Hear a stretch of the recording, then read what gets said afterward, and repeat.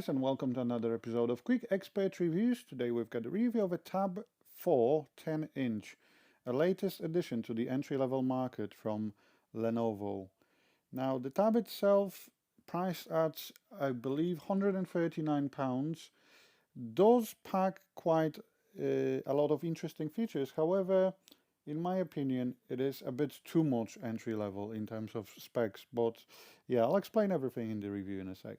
So as usual, unboxing at the very beginning to see what's in the box. As it is a tablet, there's not much really, but yeah, at least you can see for yourself. So a charger is always a nice addition, especially considering that some of the products I've reviewed recently didn't even support a charger. But yeah, apart from the plug, the charger, the plug itself, obviously we do have some leaflets, which again isn't a standard nowadays, so sometimes you have to go to the phone itself or a tablet device to find a manual before you after you turn it on. So with this one, it explains to you how to put the SIM card in, how to put the memory card in, because the device does support memory cards. And then we've got the micro USB cable, which is always interesting in 2018. I thought we are in the Type-C standard by now, but we would be by now, but yeah, you had to cost the costs somewhere. So that's the tab itself. I really like that texture on the back. Not sure what it is. It looks like a bit of a rubber, uh, but it is very firm, especially when you touch it with your hand. It's very non-slippery, so it's really, really, really difficult to drop this thing. So yeah, that goes as a plus for Lenovo. So we've got the micro USB port, the headphone jack, and that was a SIM and memory card tray slot. We've got a 2 megapixel camera on the front, and then we've got the power button and volume up and volume down on the side. So the silver button is your power button to turn the device off and on.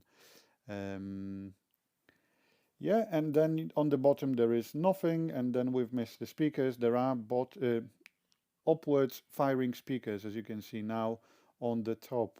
I think that's the first tablet I've ever reviewed with a upwards facing speakers, but yeah. Now, in terms of the device itself, as you can see, the picture quality isn't the best. Unfortunately, the tab spots only a 720p screen. Now, it is an IPS LCD display.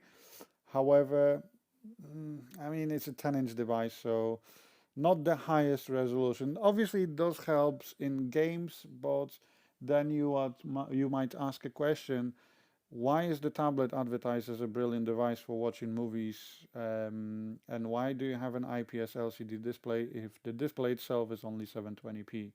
Now, if you want a game on that device, you only get a Snapdragon 425 processor and 2 gigabytes of RAM, which is very, very entry level. So, yeah, I think there are better options in that price range. In terms of the tab itself, it is running on a 2-year-old now Android 7.1, which again, I believe nothing would happen if they would put a Android Oreo on it, but again, I believe you had to cut the costs somewhere. In terms of storage, 32 gigabytes of internal memory, but like I did mention, you can expand it with a memory card. And then there is a nice addition in terms of sound. So if you go into sound, you actually get Dolby Atmos, which is always a nice thing to have. Now, in terms of the Dolby Atmos, it actually has its own app. So you've got your presets for gaming, music, and movies, but obviously, if you'd like to, you've got a manual equalizer as well to adjust that. So yeah, that's nice. And in terms of sound quality, actually those two speakers do play really nice. The quality is decent. Weirdly enough, it's actually on par with the S4 tablet I have currently as my personal tablet. Not as good as the iPad Pro 9.7 on 10.5 I used to have, but I mean it's still pretty decent. So yeah. In terms of connectivity, obviously, if you like to, you can wirelessly connect a controller like a DualShock 4, for example. There is no native support for that, but it does work pretty well. And obviously, if you like to, it can cast as well to a Google Chromecast or a telly that does support casting.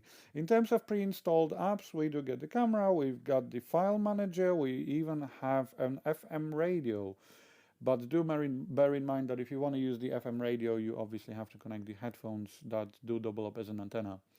So yeah, more or less, thanks for watching another episode of Quick Expert Reviews, and I'll speak to you soon, guys. Bye!